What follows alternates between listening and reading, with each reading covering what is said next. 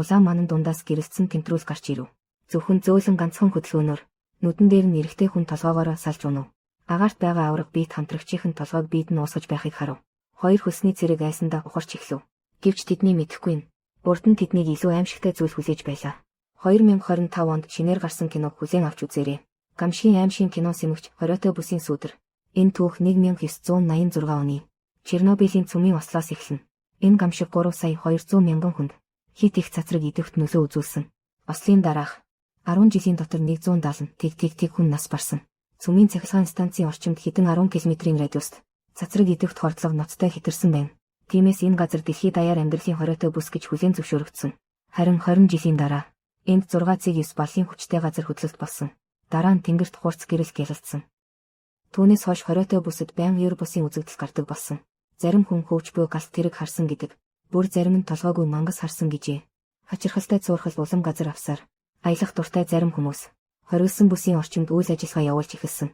Эрэгтэй гол дүр Жейсон бол туршлагатай судлаач. Тэрээр ганцаараа хориотой бүс рүү 10 км гүн орж байсан гэдэг.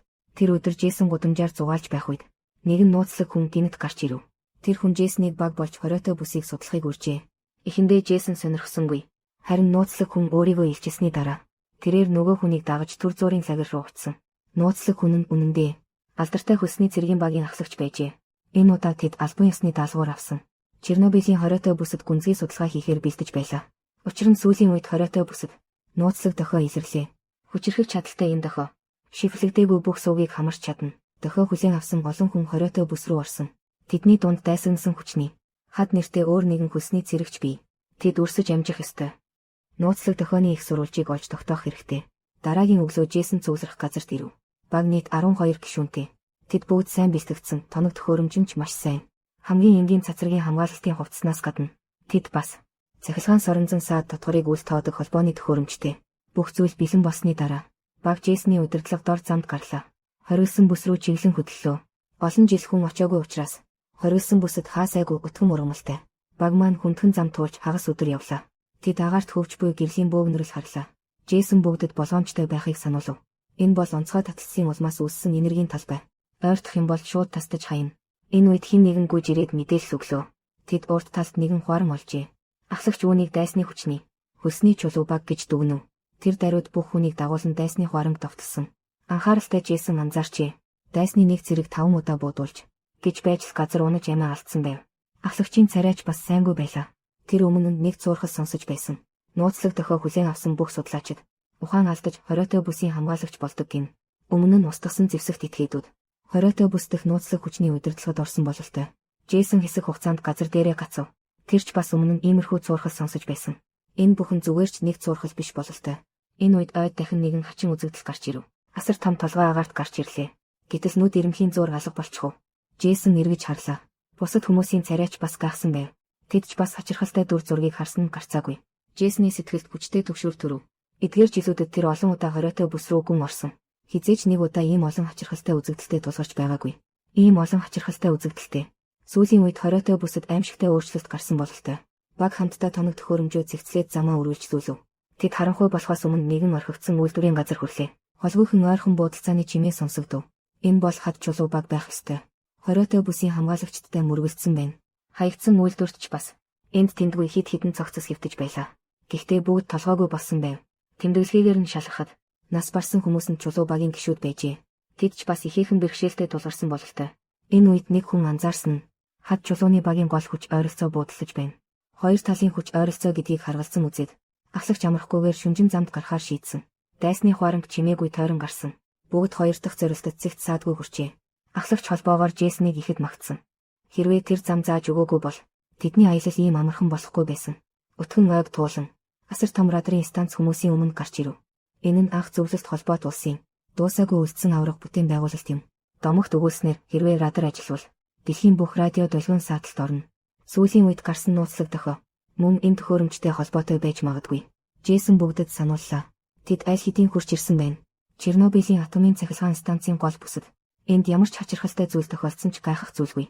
Тэр шөнө Жейсон дахин агаарт хөвч буй ясыг зүүдлээ. Сүүлийн жилүүдэд тэр үргэлж ижилхэн зүүдэндээ шаналж ирсэн. Яг л ямар нэгэн хүч өөрийг нь гол хориотой бүс рүү чиглүүлж байгаа мэт санагдана. Гинэт чихэнд нь ахлагчийн дуудлага сонсогдов. Жейсон гинэт зүүднээсээ цочин сэрэв. Тэнгэр хизээ гэрэлцнийг хэн ч анзаарсангүй. Зөвхөн ахлагчийн царай баг зэрэг баргар байлаа. Учир нь өнгөрсөн шөнө бүгд унтсны дараа багийн эмч ямар ч шалтгаангүйгээр сурггүй алга болжээ. Хамтдаа яаралтай тусламжийн хэрэгсэлч бас алга болсон байв. Магадгүй тэр нууцлаг дохионд автагдсан бололтой. Джейсон өмнө нь ч бас сонсож байсан. Хүн унтаж байхдаа хамгийн сул дорой болдог гэж. Мөн энэ үед хамгийн амархан хууртагддаг. Ахлагч болгоомжлохгүй байж чадаагүй. Бүх багийн гишүүдэд унтахыг хориглосон тушаал өгсөн. Тэд цүмийн бүсэд хүрэх хүртлээ радрын станцаар нэвтэрч бүгд эзгүүрсэн галт тэрэгний буудалд ирэв. Энэ бол Джейсон өмнө нь хүрч байсан хамгийн гүнзгий хэсэг. Хамгийн тодорхой тэмдэг нь агаарт хөвж буй галт тэрэг. Хөлсний багийн Жон ирж тайлбарлав. Энэ нь ойр орчмын соронзон орон алдагдсных гэж хэлв. Тэд цүмийн цахилгаан станцаас холгүй байгааг илтгэн баг зэрэг амарсны дараа бүгд цааш хөдлөлөө. Энэ удаа тэд дахин ер бусын үзэгдэлтэй таарав. Тэнгэрт нэгэн сонин үүлний бөөгнөрөл хөвж байна. Дотор нь аимшигтай амьтан нуугдаж байгаа мэт санагдана. Харин урд байгаа орхигдсон барилга. Тэдний энэ удаагийн аяллаа эцсийн зорилтод газар болох цүмийн цахилгаан станц юм. Гэвч үүдэнд нь хориотой бүсийн хид хідэн харуул зогсож байлаа. Ахлагчийн тушаал өгөхөд багаарын гишүүд тэр даруй гал нэв. Гэвч эндхийн харуулууд физикийн хууль зөрчиж байна. Дараалан хид хідэн суманд өртсөн ч гэсэн тэд огтхонч султаагүй. Аз болоход хөлсний отряд туулж өнгөрүүлсэн туршлагатай. Тэдний тоног төхөөрөмжч бас нэг шат ихсэн. Тэд сэнсний хэлбэрээр урагшилсаар байв. Цогцос харангуйтаа дахин нэг сум тавихаа мартсангүй. Удалгүй бүгд цүмийн цахилгаан станцын дотор хэсэгт орж ирэв. Энд бүх зүйл хэдэн 10 жилийн өмнөх шигээ хിവэр байна. Гамшиг болсон үеийн байдал хിവэрээ байна. Дахин хэдэн харуулыг устгасны дараа ухаалаг Жон урагш гарч цогцсыг шалгав. Тэд хуучин зөвлөлтийн хамгаалалтын хувцас өмссөн байлаа. Маскны доор аль хэдийн ялсарсан гавлын яс байв. Олон жилийн өмнө нас барсан цогцос босоод тулалдаж чадаж байна. Энэ нь дахин бүгдийн ойлголтыг эвдлээ. Ахлагчийн сэтгэлд эргэлзээ төрөв. Гадаа байрлаж байсан хадны хөлсний цэргийн бүлгийг бодоод Джейсон Жон хоёрт үргэлжлүүлэн хайлт хийхээр үлдээхээр шийдсэн. Үлдсэн багийнхан үйлдвэрийн үүдэнд харуулт зогсов. Тэд энгийн хамгаалалт байгуулж дуусгахыг хүлээв. Джейсон хоёр лабораторийн хамгийн гүн давхарт ирэв. Газар дээр янз бүрийн бичиг баримт тарааж унсан байлаа. Хоёулаа тус тусдаа уул мөр ирэв. Гэтэл Джейсон ухаалаг гар утас олсон нь санаандгүй байлаа. Энд дараа нь дахин хүн ирсэн гэдгийг харуулж байна. Тэр гар утсанд юу хадгалагдсан байгааг маш их мэдхийг хүссэн. Тэгээд цэнэглэгчийн утас олж залгасан. Тэр үед ширээн дээрх материалууд Джейсоны анхаарлыг татсан. Дээр нь хар өнгийн үсгээр тэмдэглэсэн байсан. Сэтгэлөвлөгөө гэсэн үгс.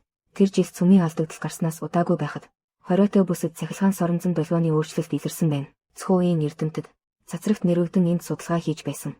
Гэвч туршилт удаан үргэлжлээгүй удалгүй зогсоохоос өөр аргагүй болсон. Джейсон материалуудыг анхааралтай уншиж байх үед цэнэглэж байсан гар утас амжилттай асагдав. Доош хараад үзтэл холбоо барих жагсаалтад Жонгийн нэр гарч иржээ. Тэр шууд утсаа бариад нөгөө хүнээс асуув. Жон өөрийгөө юу ч мэдэхгүй гэж болтохыг оролдлоо. Джейсон түүний гарыг хүчээр хаалганы уншигч дээр тавив. Ногоон гэрэл анивчхан Жон энэ лабораторитой холбоотойг харуулж байлаа. Дахин сүрдүүлсний эцэст Жон эцэст нь үннээ хэлв. Сүүлийн жилүүдэд төвийг сахисан эрдэмтдийн бүлэг гинэт цүмийн цахилгаан станцад ирсэн. Тэд цхуугийн үеэс үлдсэн төслийг дахин эхлүүлсэн. Эхэндээ эрдэмтэд зөвхөн мэдээллийн салбарыг төвлөрчүүлэхийг хүссэн. Гэвч дараа нь тэд санамсаргүйгээр олж мэдсэн. Цацрагаас үүссэн энэ төрлийн дохио зөвхөн соронзон орны орон зайд нөлөөлөхөөс гадна мөн тодорхой хэмжээнд хүний тархинд нөлөөлж чадна.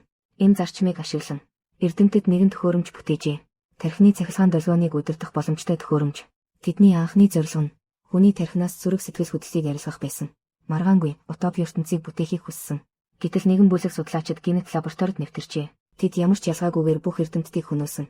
Зөвхөн Жон болон цөөн хэдэн туслахал зугтаж чадсан. Жон ч бас саяхан л мэдсэн.